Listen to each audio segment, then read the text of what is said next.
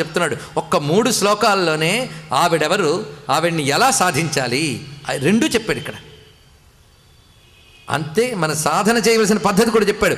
జానైక దృశ్యా, ఆవిడిని అంతటా వ్యాపించిన ఆ తల్లిని, అఖిలమునకు ఆధారమైన తల్లిని, సతసత్కర్మ రూపణైనటువంటి తల్లిని నువ్వు చూడాలంటే ధ్యాన ఏక దృశ్య, ధ్యానమునకు మాత్రమే కనబడుతుంది ఆ తల్లి, మరిదేనికి కనబడదు. గుర్తుపెట్టుకోండి, ఎన్ని ప్రయత్నాలు చేసినా కనబడుతా.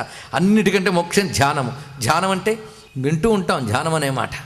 ధ్యానము అనే మాటకి అచ్చ తెలుగులో అర్థం చెప్పుకోవాలంటే మనస్సు యొక్క నిలుకడ, బుద్ధి యొక్క నిలుకడ. నిలపాలి బుద్ధిని. అది మహా కష్టం. సృష్టిలో మహా కష్టం ఏంటంటే బుద్ధిని నిలపడమే. అవునా లేదా? మీరు చిటికెన వేలి మీద ఒక పెద్ద గ్లోబును కూడా పెట్టుకోవచ్చేమో, కానీ మనస్సు నిలపడం మహా కష్టం అది.